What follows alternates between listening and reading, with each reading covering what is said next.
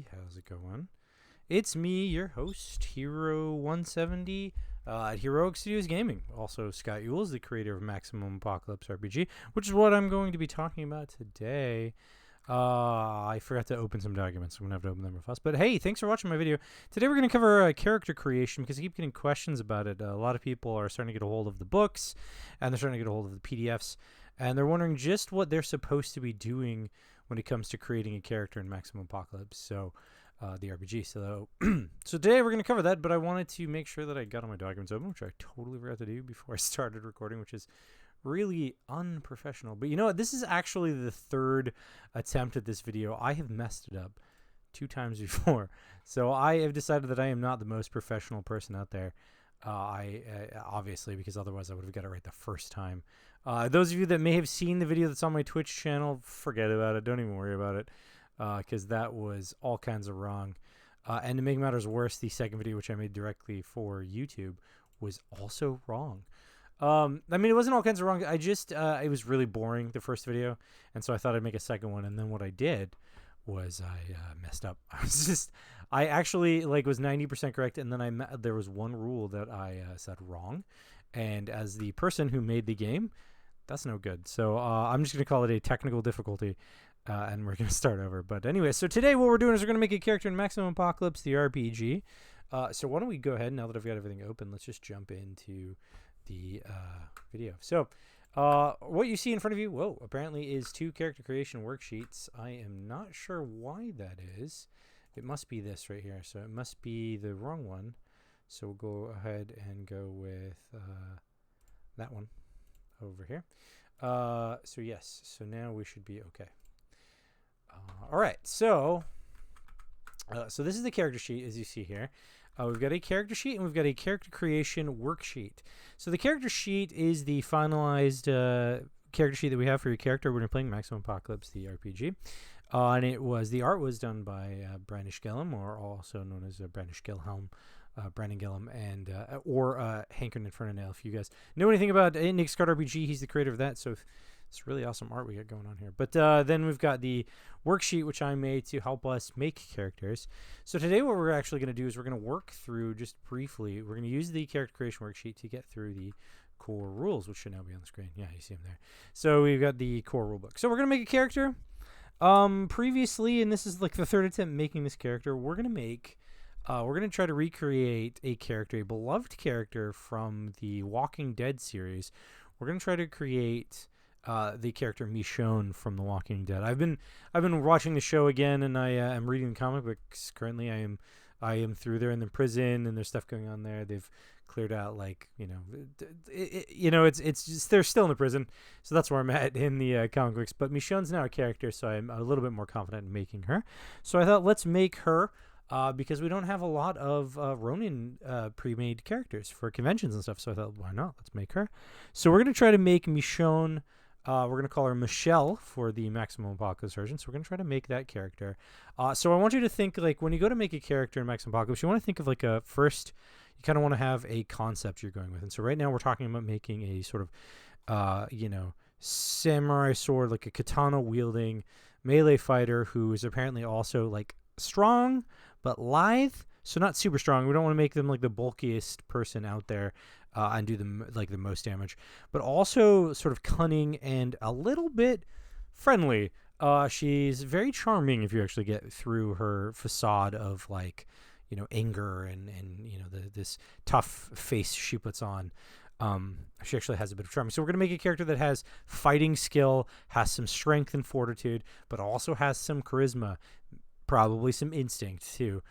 They have to be able to charm their way out of stuff, but also think, because she's actually quite smart. But not in book smarts. I wouldn't say that the Michonne character that is presented either in the comic books or the TV show is a character that is incredibly intelligent.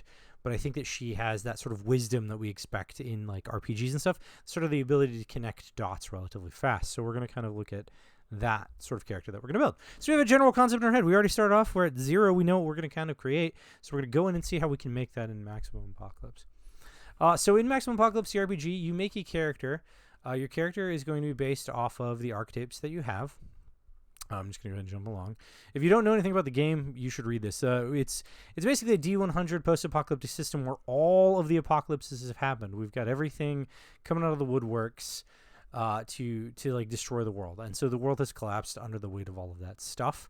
And because of that, we are survivors all trying to get through all that. What kind of stuff happened, you might ask? Well, the apocalypses. There were aliens invasion. There was an alien invasion. There were food riots. There was a kaiju attack. Or kaiju attacks. Nuclear holocaust, peak oil collapse, robot uprising, seismic cataclysm, supernatural horrors, the rapture, time paradoxes, and zombie apocalypse, as well as what other kind of apocalypse you want to create in your table. It's a lot of this is toolbox stuff for game masters to create the world that they want to play this post-apocalyptic game in.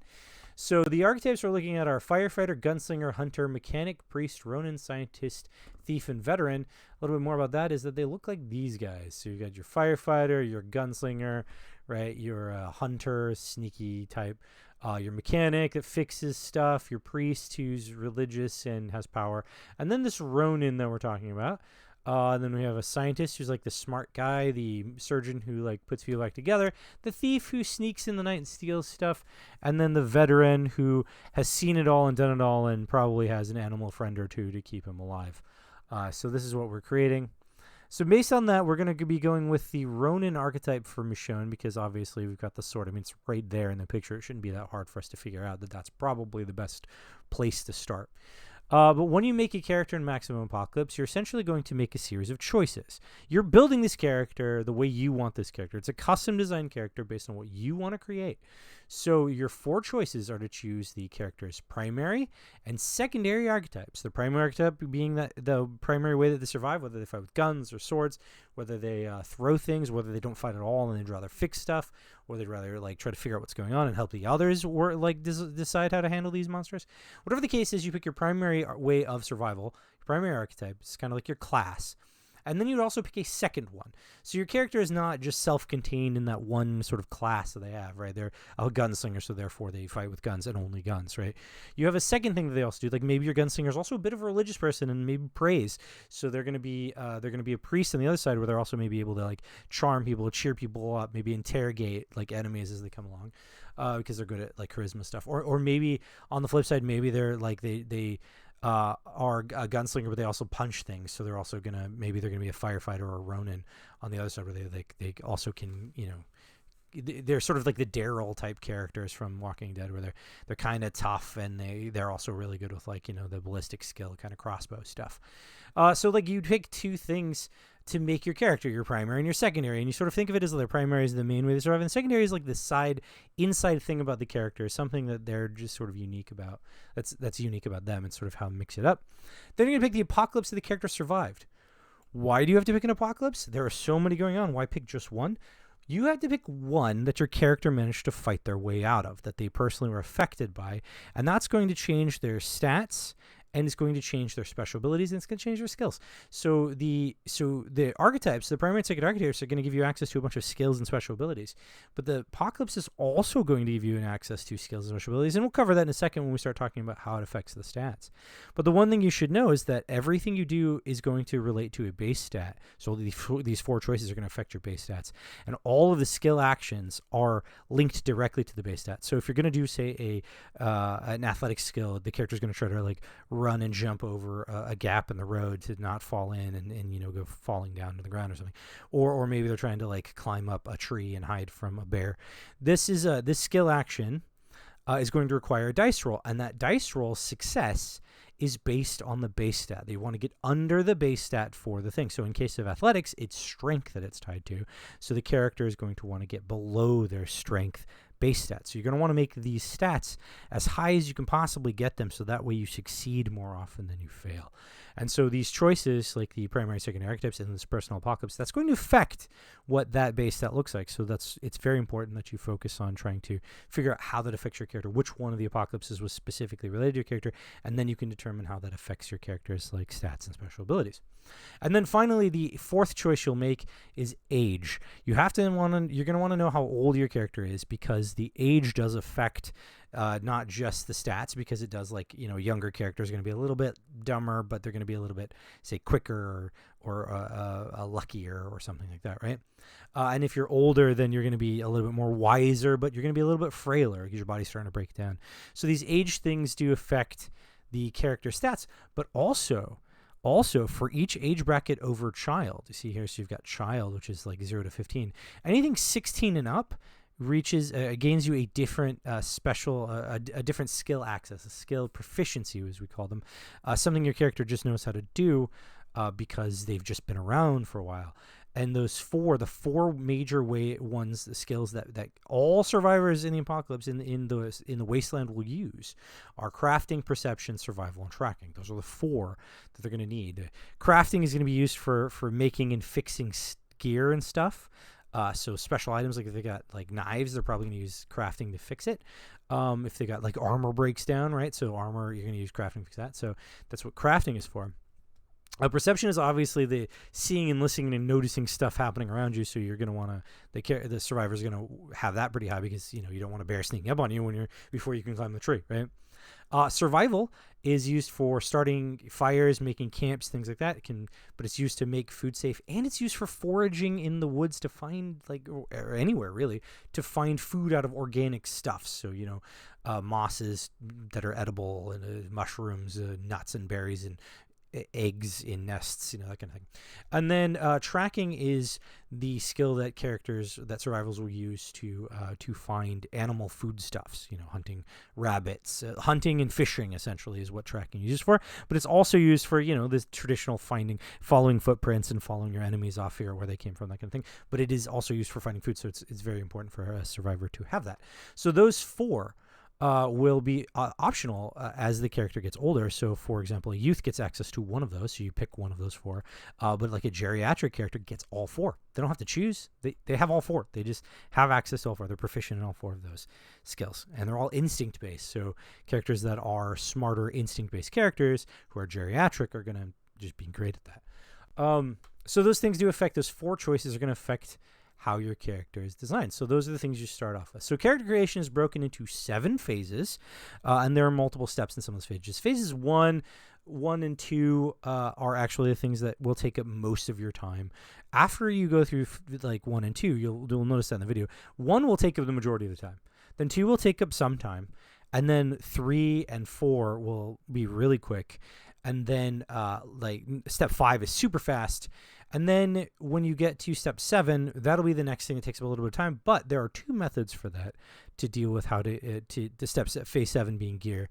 There are 2 methods, and we'll talk about both of them, and then I'll do one, the fast one. There is a fast method and there's a slower method, but the slower method allows you to sort of custom tailor. It allows you to choose the specific items that your character has, rather than the faster method, which sort of throws things in your character's inventory, even though you may not want them or need them, which is not a thing to say, because in Maximum Apocalypse, all items matter, and all things, you can do things with them, and if they don't have a use for you, because you just don't feel like you can need them, you can break them down into their pieces and then reconstitute those pieces into something that you will use.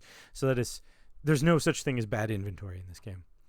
But anyway, so let's jump right into step 1 then, or phase 1. So phase 1 is broken into 6 steps. The thing about phase 1, so the thing about making the stats for the character is that they will, because they're a human character, because there are characters like bandits and mutants, they also do this, but then you have aliens, robots, and other enemies, which might become playable characters in future expansions, but I'm not going to talk about that right now.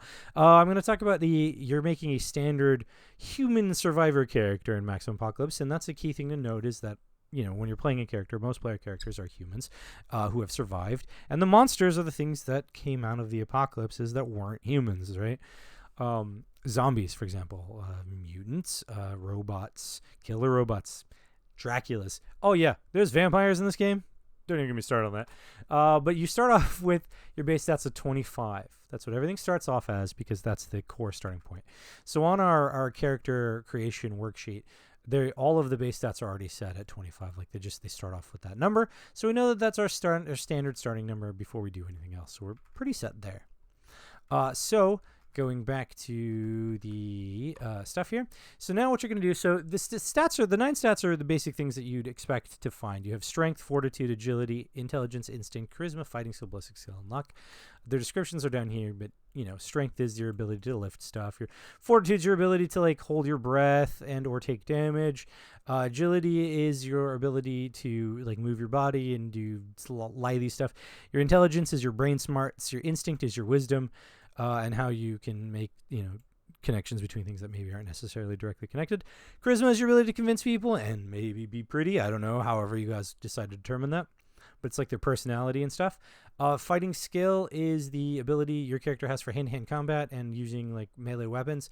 And then ballistic skill is for firearms and firearmy type stuff. And then luck is basically how much the universe likes you, but it does play a factor in some of your secondary stats, which will come up later, your derived special stats. So there are actions directly related to those things, but basically sometimes you'll have a role that is related to a skill, and then sometimes you'll just do stuff like I'm gonna pry this thing open. You're just making a strength roll, or I'm gonna try to remember something. It's just an intelligence roll, or I'm gonna throw something. It's an agility roll. See, so it's that kind of stuff. But anyway, we already talked about the archetypes, so we're gonna just skip ahead now.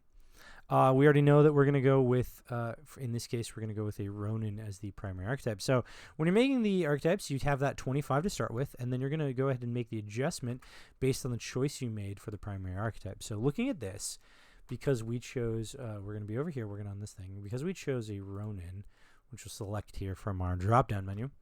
Because we selected a Ronin as this Michonne character's primary archetype, then we're going to go ahead and make the adjustments based on that. So what we're going to do is we're going to add a 15 to the strength, a 10 to the fortitude, then we're going to add a 5 to the instinct, a 20 to the fighting skill, and then we're going to minus 10 from the ballistic skill, minus 5 from the luck, because that's just the adjustment that we make. The character is good at some things and bad at other things, and that's just how it breaks down.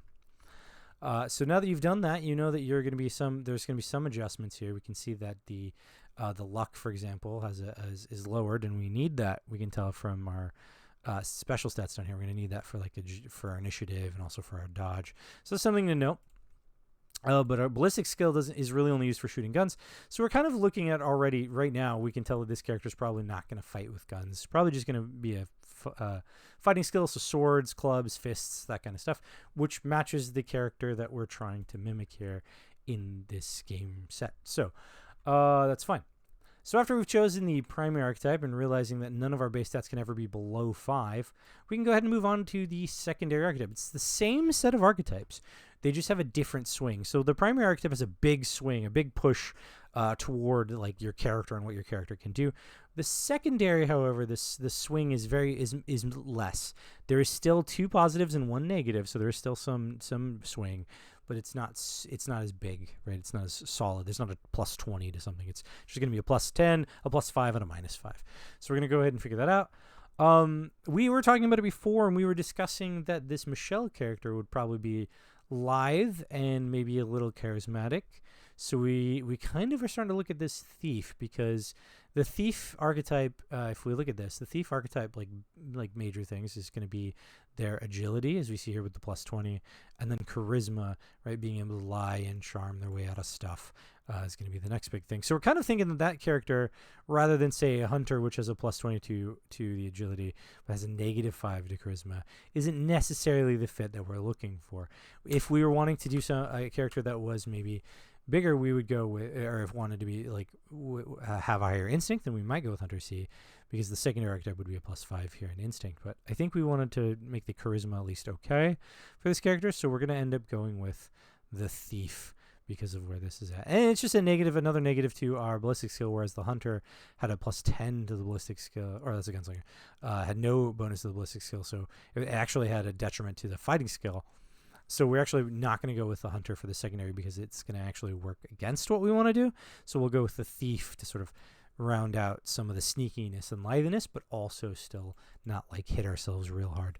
We're just like sort of guaranteeing that the ballistic skill isn't going to be very good for this character when we finally get done, which is fine. We're making a sword fighter here. All right, so then what we're going to do is we're going to take our secondary archetype. We're going to choose thief, and we're going to go ahead and make the necessary changes. So a plus 10 here. Then we're going to go to a plus 5 to charisma and a minus 5 to the ballistic skill. So that's where that's going to be. All right.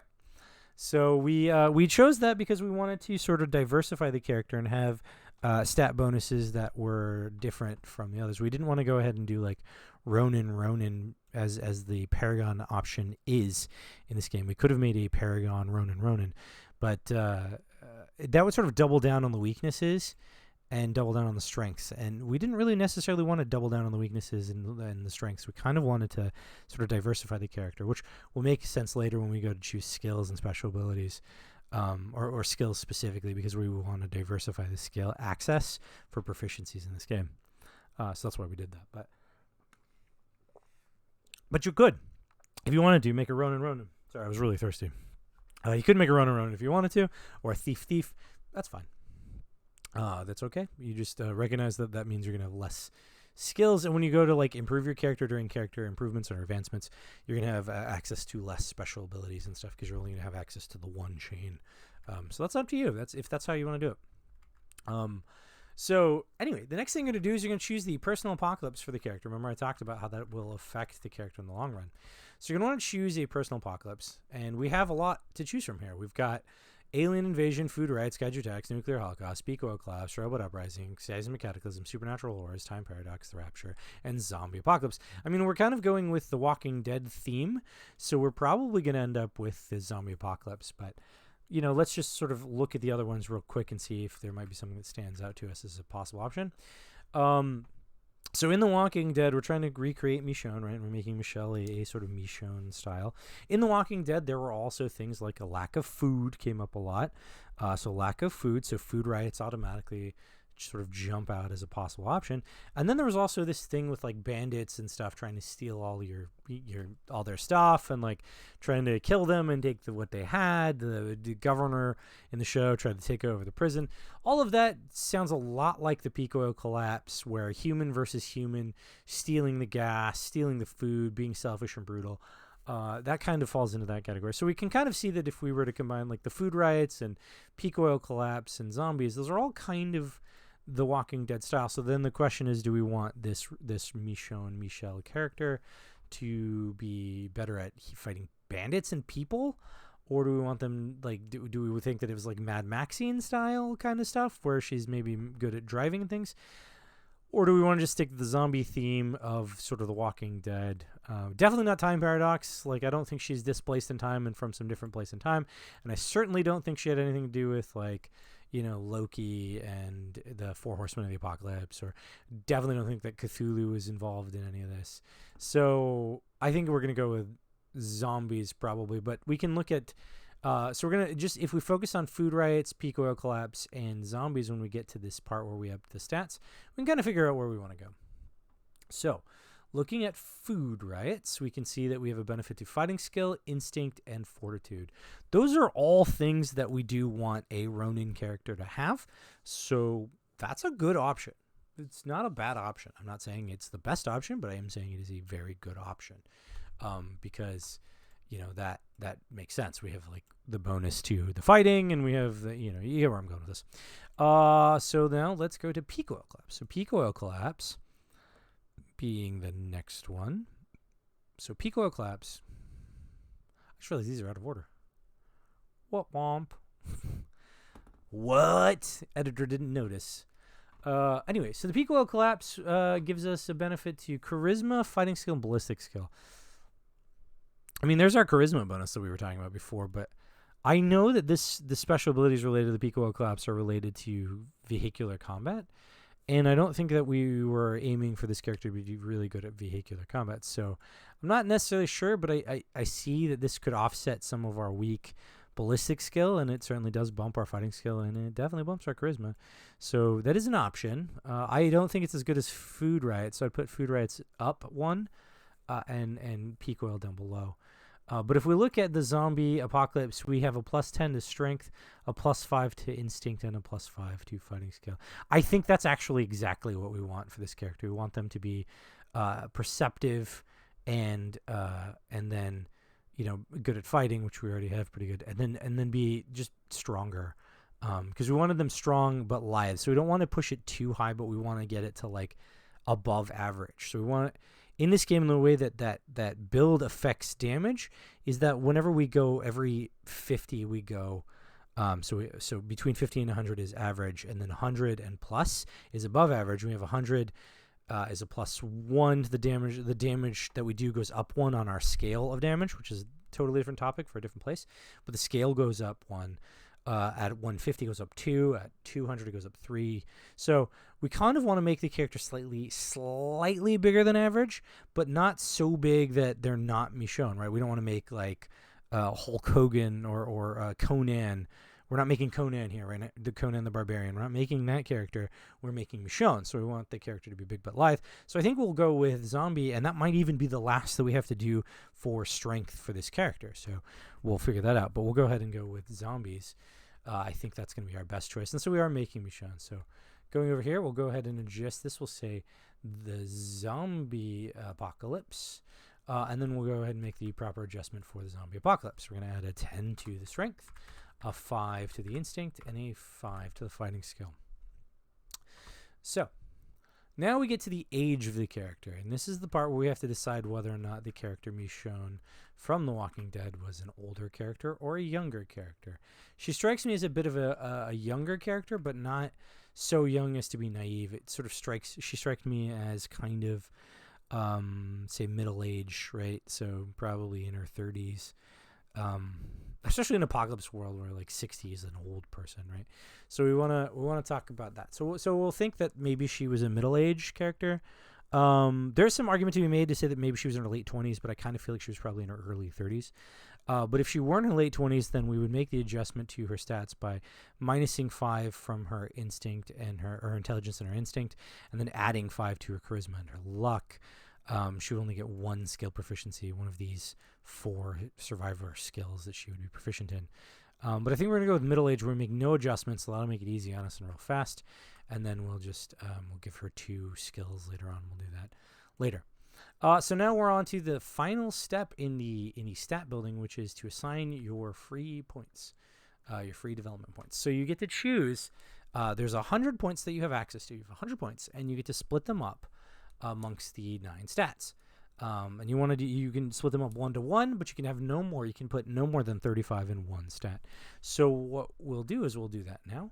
But what we can do is down here in the total, go ahead and just figure out what our totals are so we know what we need to increase.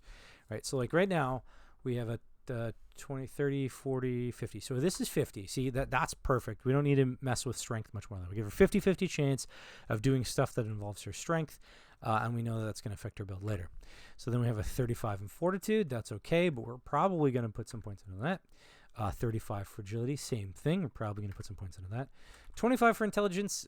That's average human intelligence, so okay, fine. Probably not going to mess with that too much. 35 in her instinct. Whoops, not 350. That's okay, but we're probably going to bump that up too. 30 in her charisma. That's not bad. Slightly above average, but it's still just above average. It's not super awesome. Now we get to the big one. This is going to be 50 right here. So this and the strength together are equal. That's a good sign. That's exactly the kind of thing we want to see in a Ronin character. And then we have this ballistic skill being 10. Fine, because we're going to focus on fighting skill, right? We know that this character is going to fight with their fists, their clubs, their swords. Definitely swords, but probably not with guns. Though, you know, in the I'm not so much with the show. Yeah, there is a moment where she uses a gun in the show. In the comic book, she uses the gun very little. So we are sort of knowing that this is going to be our focus, is the fighting skill. And then finally, luck is 20. That is not a good sign. We want that to be slightly higher because luck, if you look, luck pops up so much. One here, here, here, right? So luck is something we're going to want to have a little bit higher. So these are our numbers right now, and we know that we don't need to mess with the strength. That one's fine. 50 is great. We'll go ahead and add, say, 15 to this one and make that one 50, because then we have that 100 build points right here. This strength plus fortitude build is 100 now. I'll cover that in a minute, but we know that based on this now, so we're okay with that. Then 35 for agility. I don't like that so much. So we have 100 points, so we got 15. So now we're up to 30, so we have 70 points remaining. We'll put that at 50. That looks good. 25, I don't know, we'll come back to that one. Maybe we'll put 15 in this one as well. Put this one up at 50 because that'll be good. We're gonna put 20 into the fighting skill because we want this to be our highest stat, and we want it to be well above 50. We want it 70 to 80 because that's gonna be where our character does their best job. So we've now used 60, 70 points. We have 30 remaining. Let's put 20 here and make this 40 because we wanted to raise that up. We're gonna ignore this ballistic skill. Don't care that much. That leaves us with 15. We could put 5 into the intelligence just to make that 30. And that leaves us with 10, which we can drop into the charisma and put that at 40.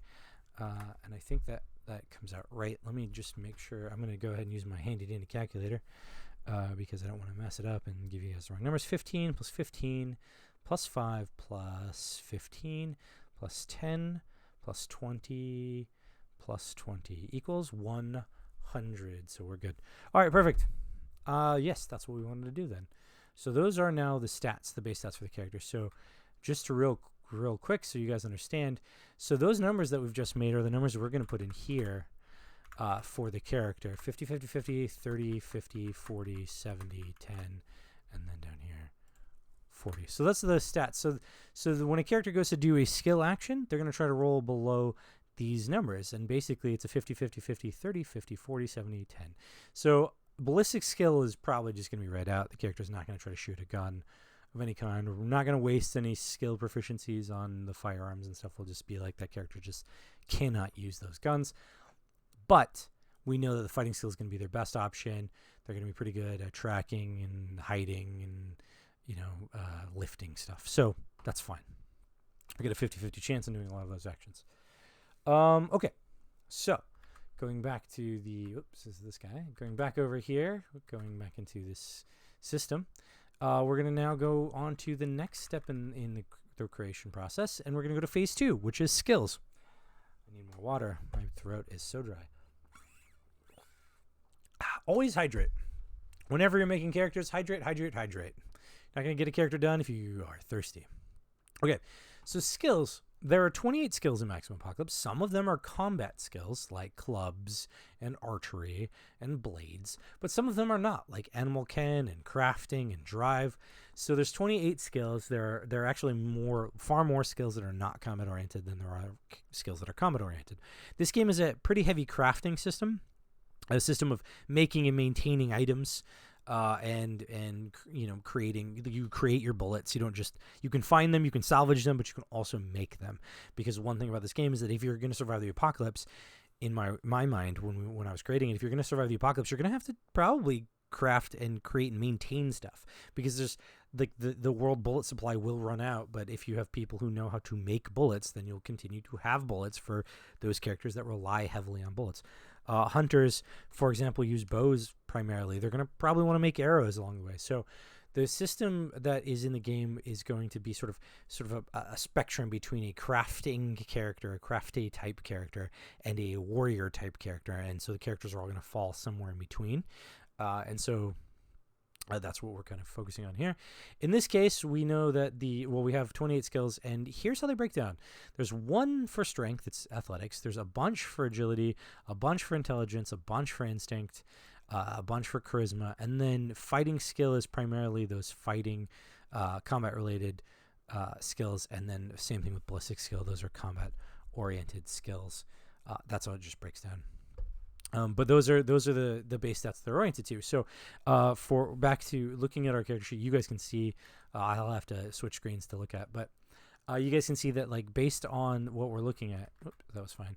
Based on what we're looking at, this character is going to be relatively okay at athletics and at agility things like, palming and lockpicking and wrangling and stealthing. They're going to be relatively okay at, like, crafting and driving and navigating and perceiving. And doing survival stuff and hunting and using alien gear, and they're gonna be really good at blades, brawl, and clubs. They're gonna be really good at punching things and knocking them unconscious and stuff like that.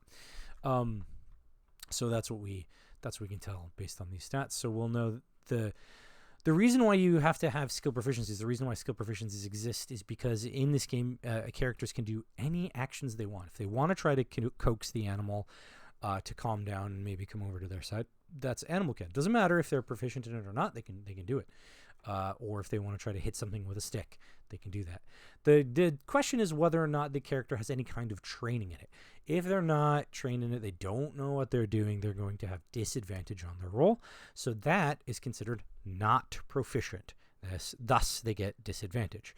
If they are proficient, or anything above proficient, if they are proficient, then they're considered having been trained in that thing or have enough experience at it that they figured out how it works, and so they're not at disadvantage. They just make a D100 roll and they try to get under their stat. It's very simple. There's levels of proficiency too. There's skilled, trained, and mastered. And skilled, trained, and mastered add a +5 progressively. So skilled is a +5, trained is a +10, and mastered is a +15 to the threshold for the action. So say a scientist who is mastered in science has a +15 to their intelligence, and say their intelligence is 60. Then every time they try to use the science skill, maybe they're making bullets, or they're concocting some kind of bomb, or they're whatever, making acid to throw at a thing to burn through a door so they can get out. Whatever the case is that they're using the science skill for, they're going to add a 15 to the threshold, so they're going to be rolling against a 75 versus a 60. So that's what that does. But anyway, so we're going to want to choose some skill proficiencies. At character creation, we can choose, first we choose 2 combat-related skills, because everyone should be able to fight a little bit.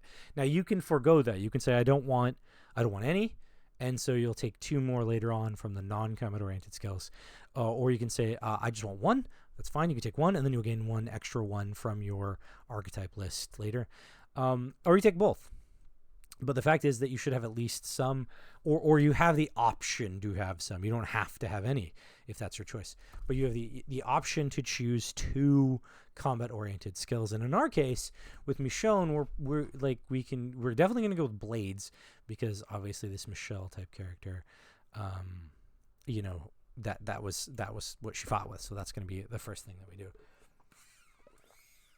And then we're going to choose another one. The question is whether she was better with her fists or was she better with clubs. I kind of feel like it was blades and then probably fists. I think that's what I saw her fight with the most. Wrangle does apply in this Michonne recreation, because the zombies with the chains and stuff on. But wrangle is not just the lassoing and bringing things in. There's also the whipping action for using whips and stuff. So I'm not necessarily sure that I think that that's the perfect option.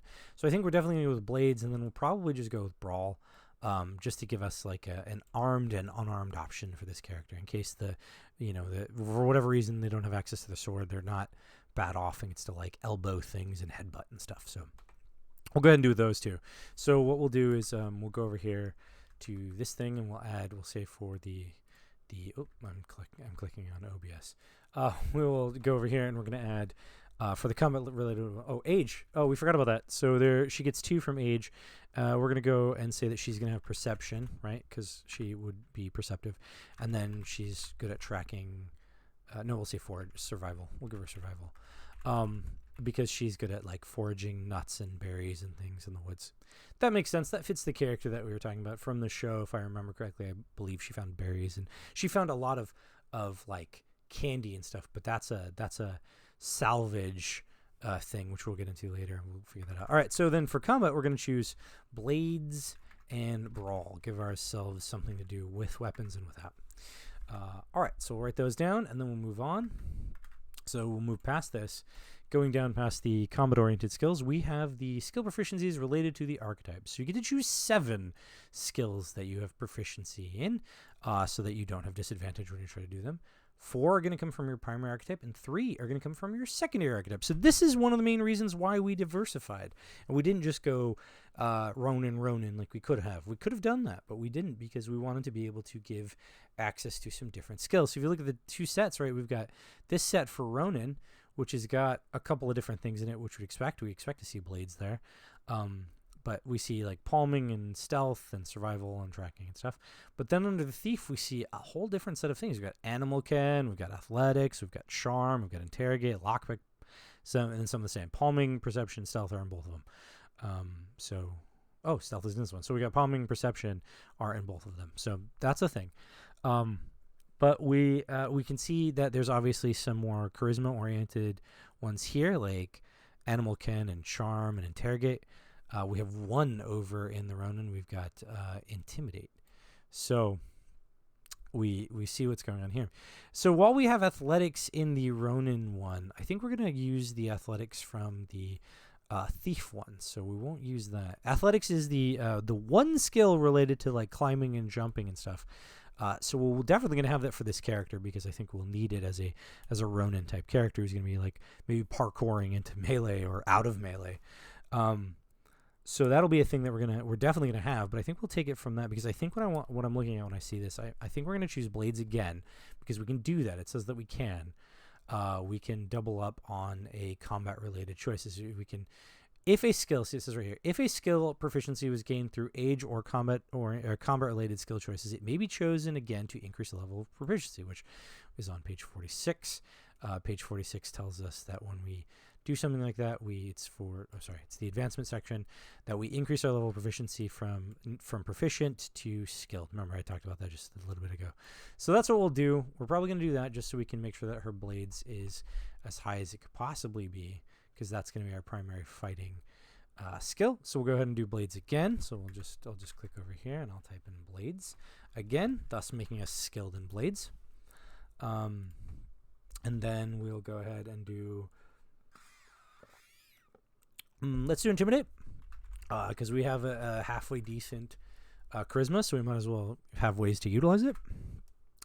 Then we'll go with Palming. Just because. So Palming is useful for concealing stuff, but also useful for quick drawing. So there might be a time when we want to draw the sword real fast in combat and use it as an attack because we're being overrun, surprised by zombies or something.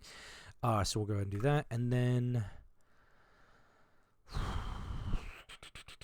we could double up on survival or perception. I think we're going to go with perception, just because we want to make sure that this character does not get surprised by zombies coming out of the woods. Okay, so now on to the thief options. We've got Animal Ken, Athletics, Charm. I think we already said we're going to go with Athletics from this one, thus giving access to that, so we're not at disadvantage. We're trying to run and jump over stuff. Charm, Interrogate, Lockpick, Palming, Perception, Stealth. Well, we're definitely going to do Stealth because there's no other way we're going to get Stealth here, and we want to not be so out in the open. Plus, we have a pretty good agility, so sneaking is definitely an option for this character. And we can't triple up on Perception because it can only be chosen once. Yeah, here. We can't double up on the same ones from the archetypes. You cannot. Yeah, so the line above the one that I shared says that skills may not be chosen more than once by any archetype except for the scientist. So the scientist can make multiple choices, and that's clarified here. But other characters can't. So we can't choose perception twice here in this archetype section. So we'll have to go with.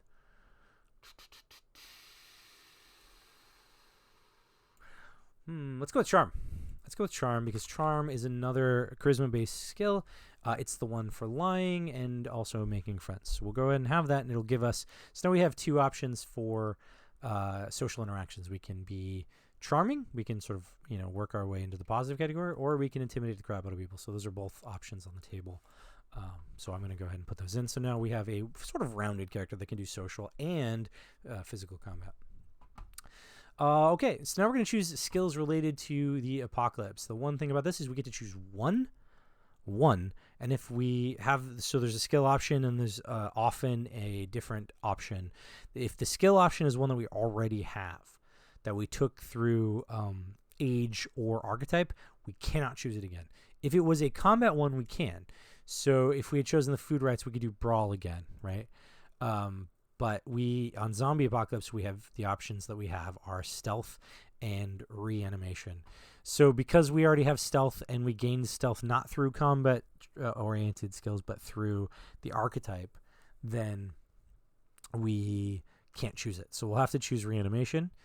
So we'll have to gain one. And what that does is that'll give us advantage anytime we are asked to sort of think about zombies. We'll make an academic skill roll. which is based on the intelligence, which is not super great for this character, but we'll make that with advantage, so that will be a benefit to know about zombies. So that's fine. We'll go ahead and add that to the character sheet. It's not going to be a skill. It will be a special ability. That's clarified later on in this chart right here, where it says academic or apocalypse special. That's what this is, and that says advantage track apocalypse. So that's what we'll do reanimation here. So we gained a special ability already in character creation, and we haven't even got to the special ability section yet. So, but now that we've done the phases 1 and 2, I said those are going to be the two most time consuming. They are. And now we're like mostly done. Now we're going to do the special stats, and then we're going to choose some special abilities.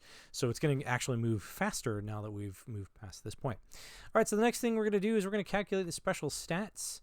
So the special stats are the derived stats. They're determined based on the base stats that we made before. So, you know, the strength plus fortitude together equals the build of the character.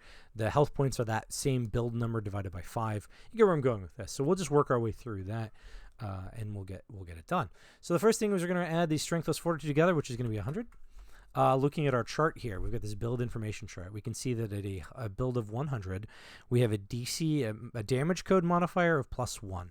Remember, and I was talking about that before. Damage codes are the system of damage we use in Maximum Apocalypse, where damage is not just like when you go to stab somebody, it's 1d4 or 2d4 or whatever. There's a scale. We've got this growing scale where it goes light, average, heavy, massive, and so on, and continues down this chain until you get to ruinous. Each one is a different change and shift in the dice roll, so that the base number is always going to be higher than the one below or above it. So light is going to be smaller than average, right? So a 1d4 is definitely, the minimum is going to be less than a 2d4, because the minimum on a 1d4 is 1, and a minimum on 2d4 is 2. Then it goes up to 1d6 plus 3, so the minimum is going to be 4 there. You see where I'm going with this? The minimum is always going to increase, so it behooves you to try to push that up as much as possible, but you don't ever get into one of the situations where you're rolling like a d20 and you still roll a 1, so there's effectively no difference between rolling a 1d4 where you would have gotten a 1.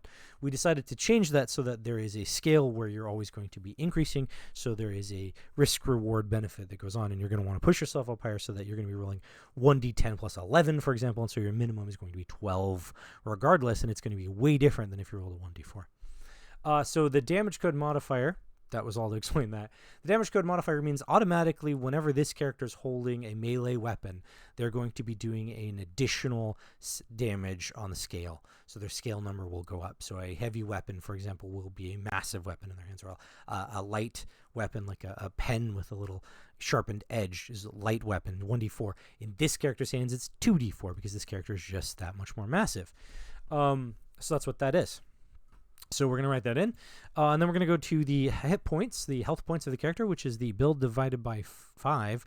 So in this case, 20, because we can easy math.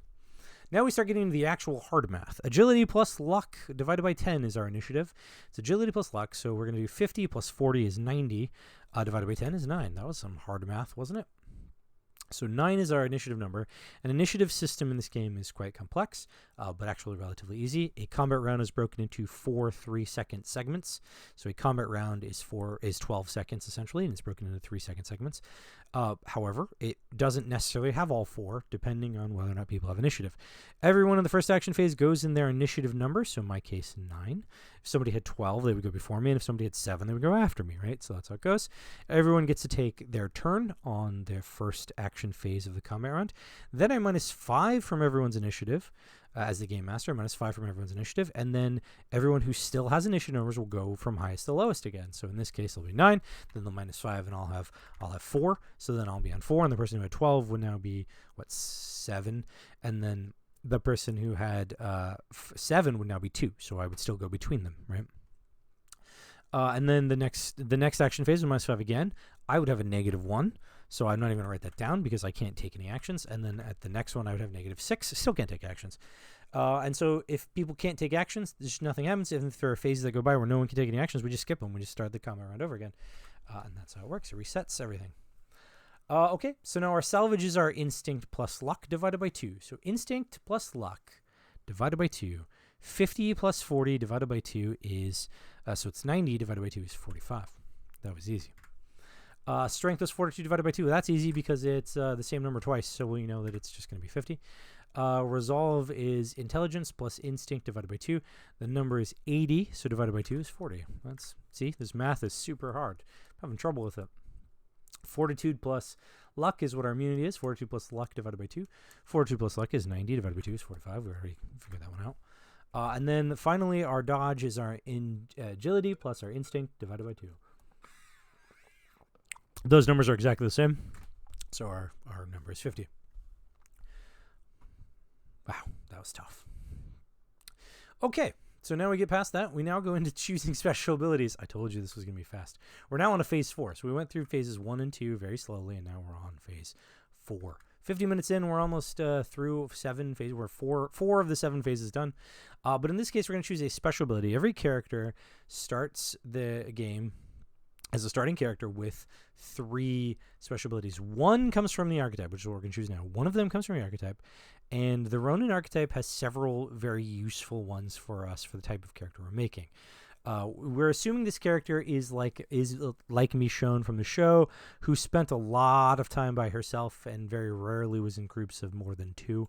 So we're not going to do this one, which gives us a benefit when we're in a group of 3. So we're just going to go ahead and cross that one out. It's not useful for us. The swordsman means that we get advantage on called shots when we're using 2-handed weapons. We're always probably going to try to use a 2-handed weapon, or we're going to use weapons that are versatile where we can use 2 hands. So that's super useful. The ninja one. The ninja special ability allows us to increase our damage code +2 if we are stealthing. That's really tempting because we might stealth, or we are attacking with close range or throwing weapons. Oh, so if we're unseen and we're attacking at close range, which is basically what we're always going to be doing, then this is actually a really good option because then we're going to increase our damage code +2, which synergizes with our already +1, so that would be a +3. That's very tempting, but we have to be unseen, so that relies on a successful stealth skill roll and the character not doing as well on their perception roll. So it's reliant on some other actions happening. So I'm not sure if that's a high on my list right now. That's number 1, but I don't think it's going to be number 1 in the end because I know more about what we're about to look at. Meditation allows us to resolve conditions when we take rests. That's not important to us. That's important for long games, but probably not important right now. We can probably deal with that if we have a decent resolve. So it's not a bad idea here. I wouldn't do it. It would kind of be a waste, I think. For starting, maybe the second time, for when I get to advance my character, I might choose that as a character advancement. But right now, I don't know that that's the best option. Warcry allows us. Oops, sorry, you guys can't see that. Warcry allows us to jump into a short range with stuff and then make resolve rolls to become unnerved, so you can throw things off by basically shouting at them. This character I don't think is necessarily built for that. I think we're also talking about sneaking, so this would be the counterpoint to that. We wouldn't want to jump into fights and shout if we're going to try to sneak up on stuff. So that's out. Aido is the palming thing we were talking about before, where we can palm quick draw weapons and attack. If we do that, if we have this special ability, then when we go to quick draw stuff, we have advantage. So that's not so bad. And it increases our proficiency in palming. When we increase our proficiency in palming, so if we put our palming up at skilled, then we will decrease our success requirement, meaning that we have to get 2 degrees of success right now to quick draw something. If we increase it to skilled, we only have to get 1. And if we increase it to trained or above, we don't have to make a roll. We just draw and attack. So that's kind of cool. I think that might be for a little bit later on character development. I don't necessarily think that's starting great, but it could be. That sounds cool. It does give me advantage on the palming, so I will consider that. I'll put that as number 2 on my list mentally. The duelist one, we declare an opponent, and until that opponent is basically dead, we get an initiative bonus. That's really good. I think that bumps that ninja down to number 2. I'm going to put duelist as number 1 in my mind right now. Ninja down to 2, and Aido down to 3. And then martial stance is by far probably the best starting one. It depends on the campaign. It depends on the group. If you know that you're going to have a group of 3 or more, then self-sacrifice is very useful for you because you gain initiative just because you're in a group that's relatively large. The only downside is you can't leave until everyone else leaves, but that's fine. It's the whole point. You're going to stay in the fight until everybody either dies or escapes, right? And that's your job. But in a case where we're not sure if we're going to have enough people, and we don't know if it's going to be solitary, and I'm making this character for potentially solitary use, Martial Stance is going to probably be better than I think all the other things. So Martial Stance allows us to switch between offensive or defensive stance once a turn. So we can switch our stance off. If we're in a defensive stance, then we get advantage on our defensive actions like dodging and parrying. So that's really good for when we're fighting, especially if we're fighting multiple opponents, because we get we have disadvantage for multiple defensive actions in a come around, but this would offset that a little bit, so we would still be doing okay. Or if we have an offensive stance, we automatically gain advantage on our attacks, and we increase our melee damage code, which we were talking about before. That synergizes with our bonus already, so then we would just go into offensive stances and increase our damage code by 2. So our heavy weapon would go from massive to devastating, I think. So it would do 1d8 plus 7 instead of 2d6 or 1d6 plus 3. So I think we'll go with that one because that gives us something to play with. It allows us to switch stances based on the situation, and it allows us to cause more damage if we so want. So that's what I'm going to do. I think we'll go ahead and choose that one, just because that is the better, all-around kind of choice for this character, especially at starting. For a starting character, this is a good way to start. Then we at least have options for things we can do in combat. But if we wanted to make it easy, we could do something else that would maybe make us have more initiative, especially if we have low initiative. But we're okay. 9 is okay, so we'll go ahead and that. And we'll just write C page 34 right now to speed things up, because I didn't want this video to be much longer than an hour, and we're kind of at that point. So, all right, so we've chosen the one for the primary archetype. We don't get to choose one for a secondary archetype. That comes later. So we'll deal with that later. So let's jump down to Zombie Apocalypse. We're going to choose one for the Zombie Apocalypse, and our 2 options, because the Apocalypses only have 2 options, as you can see by Time Paradox has 2, and the Rapture only has 2, and Supernatural Horrors only has 2. There's only 2 for the Apocalypses. Option 1 for us is immunity to the Z virus and advantage on all other immunity rolls. That's actually really a good thing, because it means that we don't have to worry about if zombies bite us. We don't have to make immunity rolls because we're immune to the Z virus. So that's kind of cool. And we have advantage on things like rolling against radiation damage. So that's a really good option. But also, so is Reaper. If we think we're going to fight zombies, then we're going to probably want the Reaper one. I think because we've made a combat-oriented character, we're probably going to choose the Reaper one, just because, again, we gain advantage on defensive and offensive and defensive actions related to fighting zombies. So it doesn't apply to humans, but it at least applies to zombies. We won't get when we fight zombies, we'll just tear them up because we're a zombie Reaper. But it also increases our damage code again. So if we're in an offensive stance and we're fighting zombies, we're going to be doing +3, so we're going to be doing 2d8 plus 7. So that is a great one. I think that'll synergize real nicely. So we'll just do that one because we're making a combat-oriented character. If we're making a mechanic character or a priest character, I definitely choose the restructured immunity, because then I don't have to worry about the Z virus throughout the entire campaign that I play this character, and just for whatever, I don't care. This whole place could be covered in zombies, and I don't care, whatever. So yeah, that's the thing to consider. So I'll go with Reaper. And I'll go see page 38 just to speed things along, because I know it's on there. Okay, so now what we're going to do is we're going to choose a lucky mutation. Now, choosing a lucky mutation is either a determination by choice. We choose the lucky mutation, or we make a D10 roll. I'm going to make a D10 roll. I have one in mind. I think I kind of think that I like think-headedness and natural healing for this character, because I feel like Michonne was very stubborn and resisted a lot of sort of interrogation and questioning to her abilities when she was captured and stuff. So I think we're gonna I think that's a good one to consider. So this Michelle character is probably gonna have the same things. Natural healing, that's always a good one, because I just gain more every time you sleep in Maximum Apocalypse. You gain 2 hit points back, or 2 health points back each time you sleep for 4 hours or more. But in this case, we would gain another additional +1d4, which is really helpful. Maybe it's only 1, maybe it's a 4. A 4 is like sleeping, so we slept 8 hours, and it's like we slept 16. So that is really beneficial. So that's a good one. So let's just do a D10 roll though. Let's see where the D10 lands, and if it's at least halfway decent. Basically, if it's not giant genetics, this character doesn't need giant genetics. But if it's any of the other ones, I'll probably just consider it and make that the one that ends up being. But I am not going to accept giant genetics on this character because I just don't want it. I don't want this character to be big and bulky and huge. So we'll roll a d10. Let's see where it goes. I got a 1. Healthy immunity. Roll all immunity rolls at advantage. I accept that. That's good enough. That's good enough. That's kind of like being immune to the Z virus. Not exactly, but it is harder to be infected by the Z virus. So I'll go ahead and accept that. But also radiation. So that's really beneficial to me. Also food stuffs. I can eat crappier foods and not be affected by it. Okay, so we'll go ahead and write that down. The lucky mutation is healthy immunity. And we'll go roll all immunity at advantage. Oops. Cool. That's great. I accept that. Okay. Right. So now we're pretty far along. We didn't get a psychic power, so if we had gotten 6 and would have gotten a psychic power, we would skip down to page 40 to choose our psychic power, but we didn't land on psychic power, so we don't have to worry about gaining one. The psychic powers are pretty cool, but like unless you did like Alien, the Alien Apocalypse, and you got the mental parry ability, you must be warned that you will have disadvantage on attacks to your resolve that are based on psychic. So if you deal with aliens or supernatural horrors, you're gonna be boned. So consider that.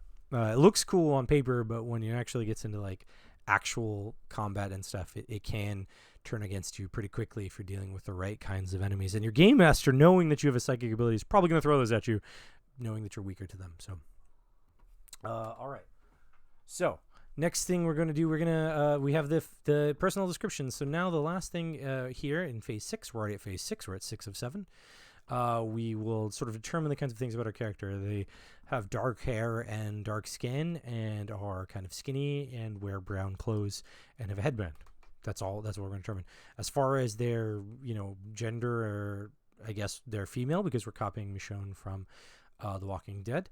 But like that's not matter. I'll skip over to the character sheet real fast if you can look. There is nowhere to put that information. You cannot tell me what the gender of the character is. It doesn't matter. But right here we'll go like, this matters. There's Ronin and Thief and zombies, and they're middle-aged. Okay, so that all matters, but none of that gender stuff matters, and orientation doesn't matter. Play the character however you want. So make those choices. That's what you do. You just make those choices now, and you determine those things about your character. There's no specific anythings. The game, we accept whatever. We're not going to do any optional negative traits because I don't need them. They are optional, but I don't think we need them right now. And now we're skipping to the thing that takes up most time in character creation for most people, and that is gear. In this game, one thing to note, in this game, everything is made of component pieces. Everything. Your armor is made of component pieces. Your weapons are made of component pieces. Your special gear is made of component pieces. Yourself is made of component pieces. Your build score is the number of organic component pieces an alien can harvest from you. So the bigger you are, the better a target you are for aliens and stuff that harvests organic component pieces, like for example cannibals. So this is the kind of thing that you would keep track of. But everything is made of component pieces, and you can use those component pieces. You can take a thing, whatever it is, and you can break it down to its component pieces and then reconstitute those component pieces. You can take and this is the thing you can do. I'm gonna take this blanket, I'm gonna break it down, and you break down the blanket, and then you're like, no, I'm gonna make a bow. How do you make a bow out of a blanket? I don't know. Doesn't matter, because component pieces are undescribed pieces of junk and scrap that you find that you can use to make things. I don't care what they are or what they were. They are now component pieces, so that is what you get to use. And you can tell me as a game master, if you're the player and I'm the game master, you can tell me what they are when you need them. If you decide that they're a bunch of little sprockets, You say it's a bag of pepper and you want to blow that in the face of an enemy, sure. As long as you remove that from your character's inventory, that's what they were. And that's all this is. So characters start off in character creation. You can choose the 2 methods for getting gear for the character. Method 1 is the fast and easy method, which is the bug out bag method, where the character had a bag full of a bunch of junk that they had set aside in case they needed to bug out. And so it's their special bug out bag that they keep with them, their backpack of all those things that they would take with them when they run away real quick when something attacks. And then method 2 is the free choice method, which gives you 140 component pieces. That's why I brought up component pieces a moment ago. Gives you 140 component pieces to go and jump to page 100 and work out all the different stuff that you've got. See, everything has a component piece cost. And so you'd work out, okay, I've got 140. I could have 5 cigars, that would be 10 right there. And then I could also have maybe 10 cigarettes, that'll be 10 right there. I'm going to have a mechanically powered flashlight, that's 7 right there. So now we're at 27. You see where I'm going with this? So you can work out what specific gear your character had, but also you need to spend those on armor and on weapons, which are up here. So you want to use that scale I was talking about with the damage codes. And so you can find the weapons you want. Okay, well, you're also going to need a folding knife and a 357 revolver, and that's going to cost you some. And then you're going to have, you're going to want to have armor. And you're like, oh, I'll do a Kevlar jacket. It's 18 right there. So that's what you do. Or you can, not spend all that time trying to figure it out one by one, and you can just make a bug out bag. Most of the time, you're probably going to do that. Game masters will probably prefer that because it's easier. But when you do that, you're basically just going to follow this section. First, you're going to choose your armor kit that was in your bug out bag to make your personalized bag. You have an armor kit. In this case, we will go ahead and choose the armor kit of the... well, they're all going to be 6 regardless, so we'll go with option 4, which is going to be a thick jacket, which is armor 3, gloves, fingerless gloves, because Michonne in the show had fingerless gloves, so our Michelle is going to have fingerless gloves, and then a hat, which is like her headband hat thing. She had a hat too. I think she had a hood, which is armor 1. So that's our 6 armor right there. So there we go. So that was option 4. And then for weapon kit, it's going to be obvious. We have made a melee character. So we're going to choose the melee kit because it gives us the sword that we want. It's going to give us some hatchets and a combat knife and a baseball bat as well. So that's a extra, but we just really wanted the katana. So we'll go with katana, which is normally a heavy weapon. So that's what the H stands for, is heavy weapon. But in our case, because we bumped it up one, it's going to become a massive weapon. So we'll just go ahead and write massive. And there, our M is the code. Our hatchets are the same thing. They are heavy, but they're now going to be massive, so we'll just put M. Combat knife is a balanced, throwy combat knife thing. It's normally A. It's going to be H in the hands of our character. And then a baseball bat. Baseball bats are versatile. You can use them. You use them with 2 hands, or you can use them with 1 hand. It's up to you, but they will do H. If you use 2 hands, you get advantage. So those are our characters' weapons right there. So now we go on to the gear kit. This character is not a tinker, not going to be using drones or anything. Scavenger kit is a lot of stuff, which is probably totally helpful for our character, but I feel like Michonne traveled pretty light, so definitely not a hoarder's kit. So I think it's just going to be a explorer's kit, just camo, tarp, a glow stick, a tent, and some food and running shoes. Yep, that sounds right. Yeah, so we'll go with that. We'll go with the camo tarp, camo tarp. Glow sticks, 2, military pack, which is the backpack, but with a bunch of pockets and zippers on the side, running shoes, tent, a pup tent, a tent for 2 people, and 4 food units. Okay, so now we have 32 points. So the next and final step in the bug out method is to actually take 32 free cogs, free component pieces, and go buy some gear with them. So we're here now, right here. Go obtain some of that gear on page 100. If we were a character that used firearms or bows, we would probably use some of that to get additional ammunition, so extra arrows or extra firearm ammunition. But our character uses melee stuff, so we don't care about that so much. There's no real reason to have like a box of ammo unless we were planning on trading it, which is a very useful thing. But we could just save the component pieces and not spend them and turn them into ammo. We could just save them and then trade them with people, because people accept component pieces too. Think of it's like coins. They just take them, right? They of course they would take them. They would use them to then make the stuff that they wanted anyway. So it's totally fine as a currency. So we wouldn't need to do anything with it, but we're going to do stuff with it. We're going to go ahead and give her, say, 2 more food units, because we know that she's a little bit bigger, and we remember that on our table that we were looking at before, based on the special stats, that because she was a little bigger, she requires 3 food units, right? So we were looking at that before. We noticed that she has that benefit. She has to eat 3 food a day. So we're going to increase her 4 food to 6 food, which cost us 3 food units each. I just know this, but it's on page 100 if you don't believe me. I think it also says it right up in here. Yeah, food units are 3 component pieces. So we'll go ahead and add, we'll make it 6, so that cost us 6 component pieces. We'll go ahead and write that down. So we're now 32 minus 6 is going to be 26. So we have 26 remaining. So what we'll do is we'll jump to page 100. And we'll look at this and kind of see what we want to do with 26. Well, we have glow sticks, but we don't have a flashlight. So we might, while glow sticks are cool, they can't be extinguished. So let's go ahead and do an accumulator flashlight. Accumulator flashlights are just normal flashlights, but you don't have to charge them. They just charge on their own when you're not using them. So accumulator flashlight, it's actually a real thing if you look into it. They actually do exist. Okay, component pieces. And then let's see, we're going to want, what do we want? Acetaminophen, amphetamines, a lighter, large net, isopropyl alcohol.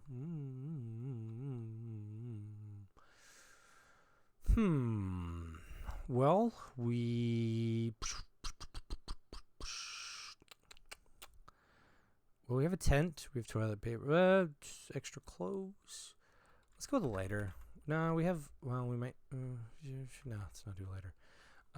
Let's go with a rope. Well, probably have a rope. Why not?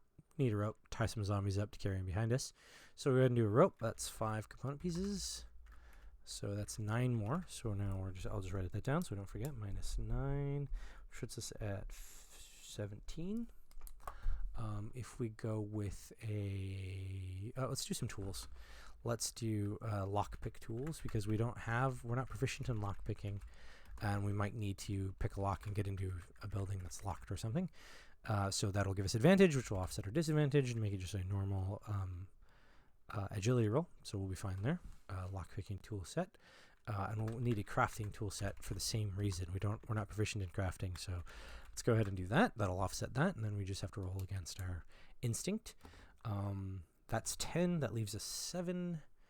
What can we get for 7? We already have a backpack. Solar charging unit. What do we have that needs power? Nothing. So we could go with something that's 5 or 6. Ooh, energy drink. Let's do energy drinks. So an energy drink gives us a temporary initiative boost for 3 combat rounds. It's a +5. So we'll go ahead and do energy drinks.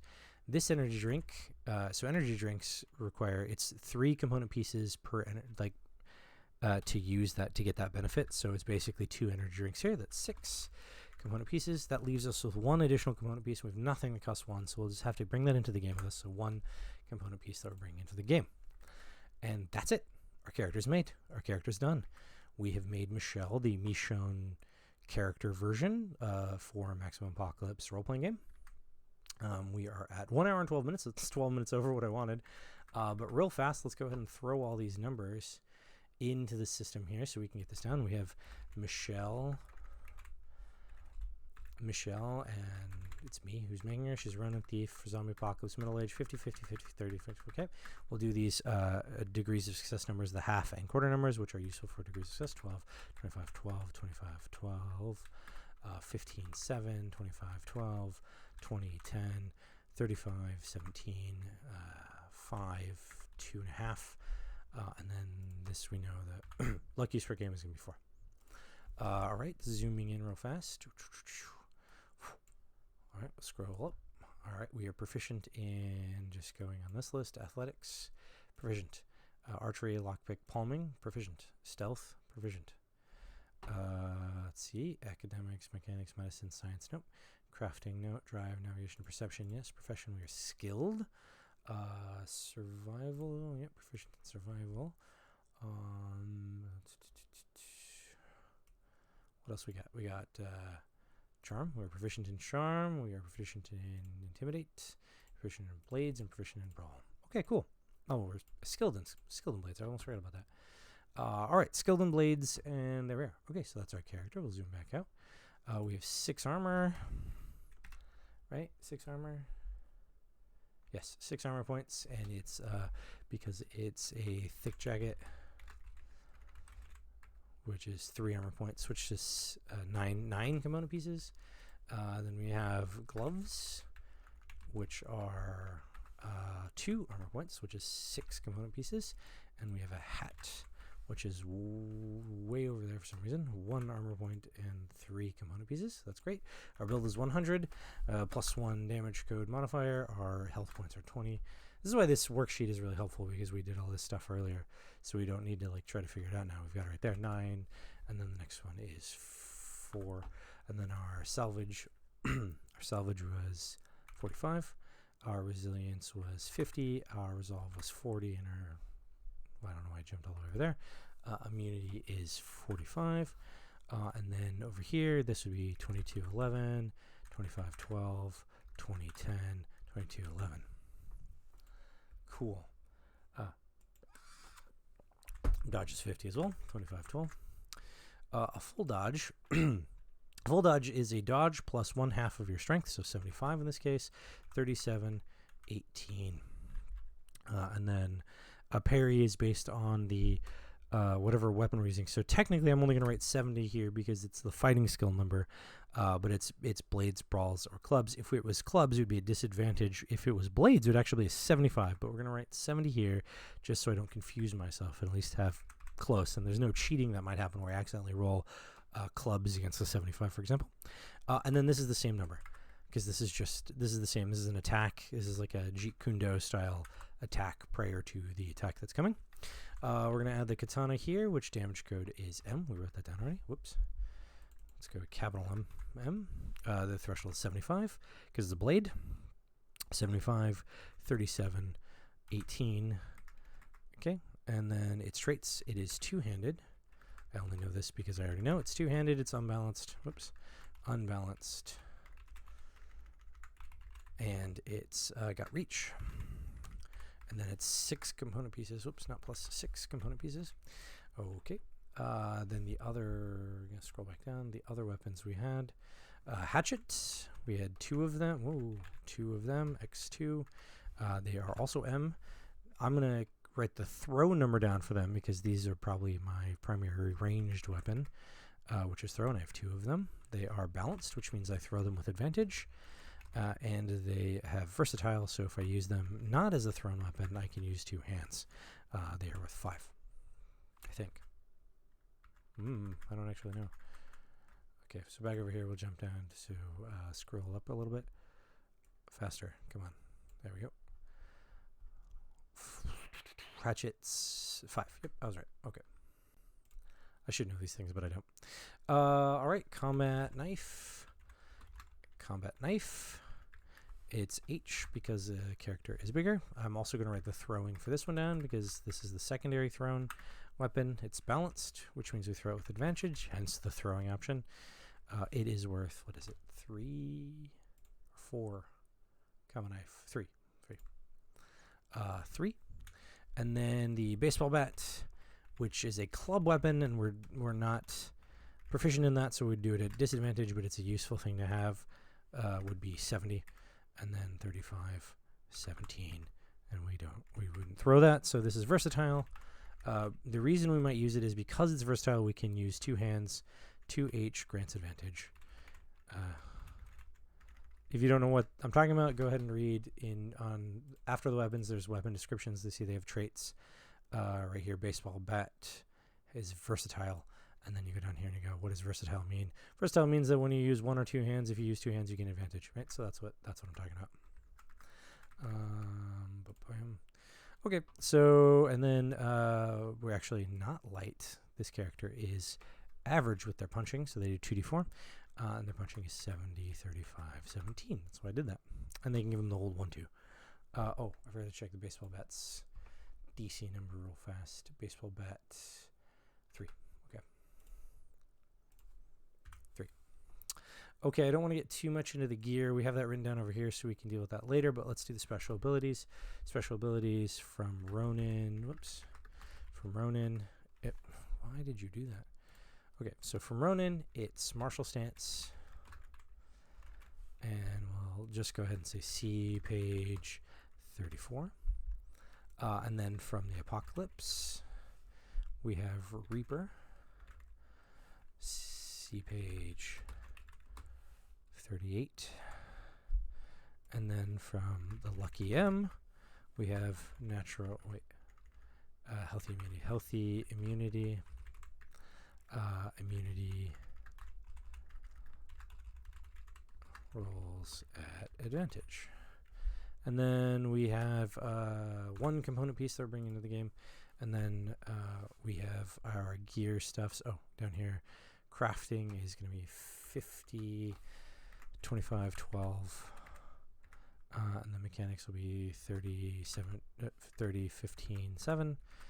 30, 15, 7. 30, 50. Why? 15, 7. So I just went ahead and filled this out. It's already going to, I'm not proficient in any of these things, so it doesn't matter. But those numbers are just for quick reference for me, for later if I decide to craft or whatnot. And then we've got this gear. We could write this all down. You know, camo tarp, glow stick, 2, accumulator flashlight,